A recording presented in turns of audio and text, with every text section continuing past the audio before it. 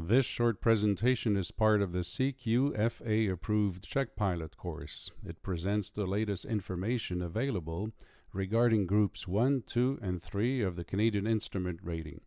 This document is only for training purposes. Check pilots must refer to the advisory circular at all times.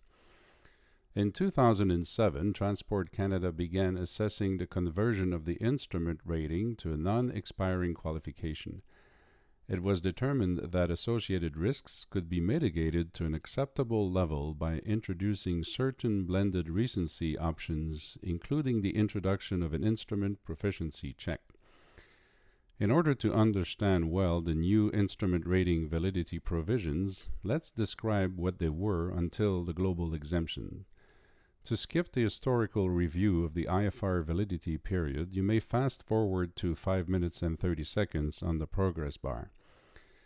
In recent years, a Canadian pilot's instrument rating was issued or renewed after having successfully completed an instrument flight test conducted by either a Transport Canada inspector, a pilot examiner, or an approved check pilot.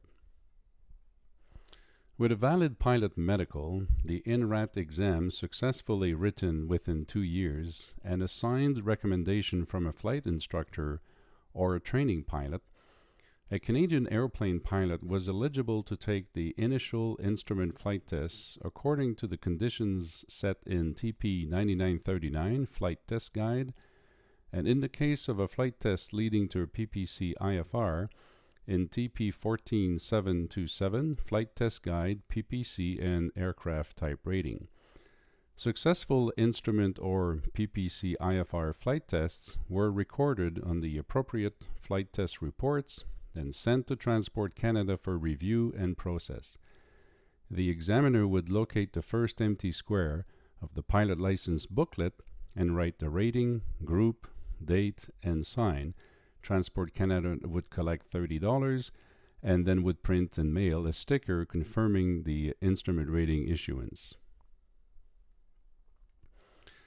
Within 2 years of having successfully written the INRAT exam, passing an initial IFR flight test or PPC IFR triggered the issuance by Transport Canada of a 24-month instrument rating.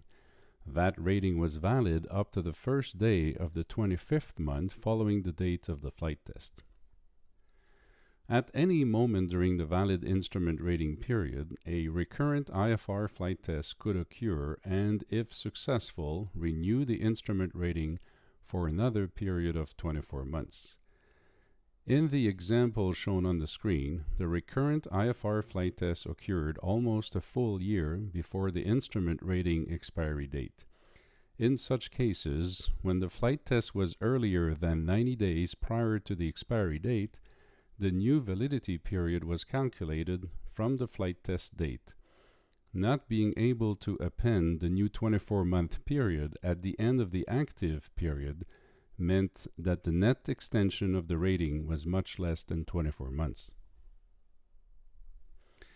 There has always been a provision to renew up to 90 days prior to the expiry date of any instrument rating without penalty.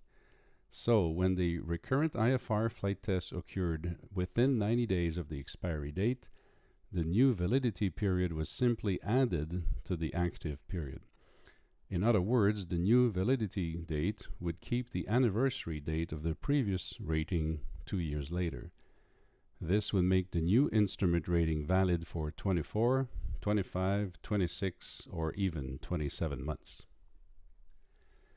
Commercial IFR-rated pilots would undertake a great number of IFR recurrent flight tests in their careers, typically every 6 to 12 months. Private pilots would typically only renew their IFR rating just before the expiry or even after it had expired. In the event where the instrument rating was only renewed after the expiry date but no later than 24 months past the expiry date, the new validity period was calculated from the date of the flight test, much like an initial rating. In this last example, the IFR flight test occurred more than 24 months following the expiration of the rating. In such cases, the examiner needed to see the official receipt proving the candidate had successfully written the INRAT exam once more before conducting the IFR renewal test. The new IFR rating would be valid for 24 months from the date of the successful flight test.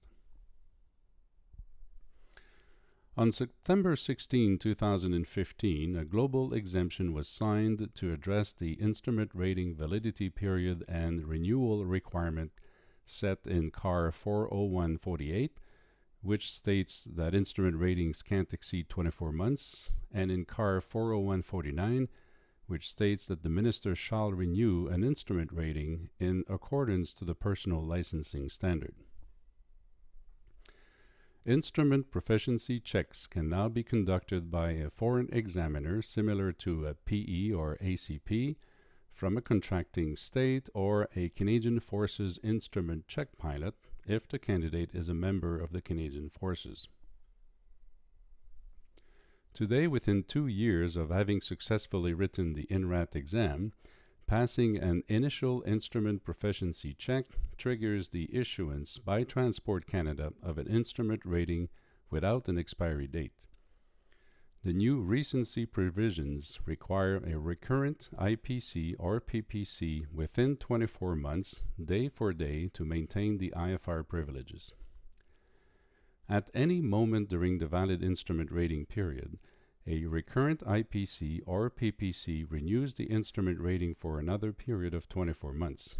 The difference today, however, is that the 24-month period isn't rounded up to the first day of the 25th month. Recency is calculated day for day, 2 years in the future. According to CAR 40105, and beginning on the first day of the 13th month following an IPC or PPC, any IFR flight, no matter the type of weather encountered, must be preceded by 6 IFR approaches and 6 hours flying IFR, all done during a period covering the last 6 months. This requirement is not linked to the actual recency period as much as it is dependent on the date of the intended IFR flight. No matter when a recurrent IPC or PPC occurs, under the exemption, the projected 24-month recency period begins the day of the successful test and ends 24 months later, day for day. The net extension is likely to be less than 24 months.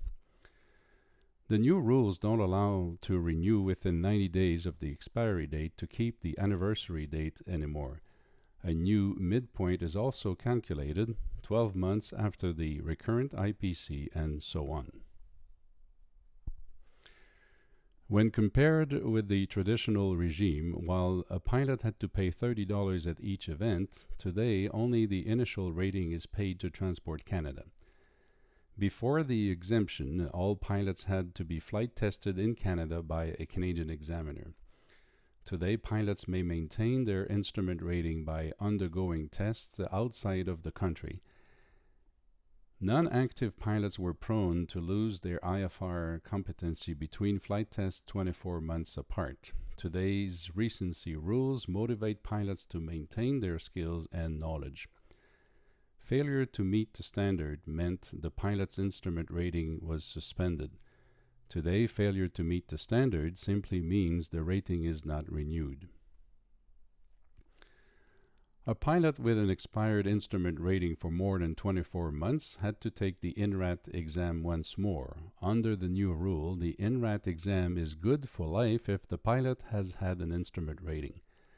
Successful IFR flight tests were likely to generate a write-up in the pilot's booklet, which then triggered a 90-day timer to receive an official sticker printed by Transport Canada to mask the examiner's signature.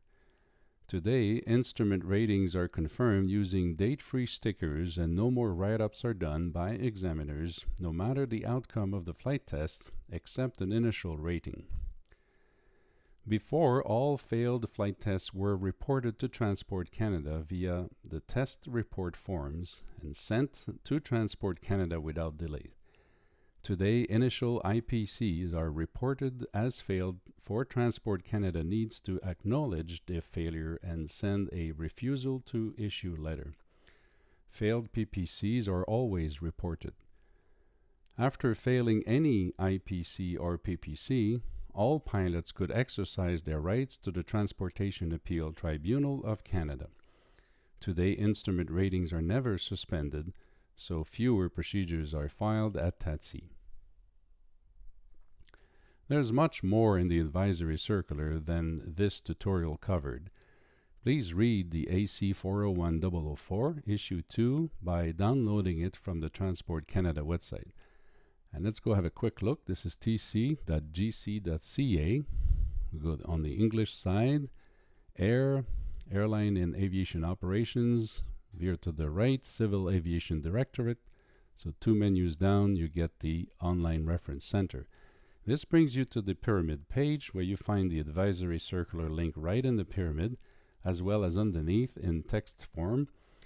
But if you scroll down a bit, you get the recently issued documents within the last 60 days. That's always a very good check to do. So back to the advisory circular link. Here's the table of content. You're looking for the 400 series, personal licensing and training, and the AC 401-004 is there. Click on it. Make sure you get the right title. Make sure you get the right issue number 2, and the date is 1st November 2015. This completes the tutorial on the Advisory Circular AC 401-004, Issue 2, as part of the CQFA approved check pilot course, and thank you.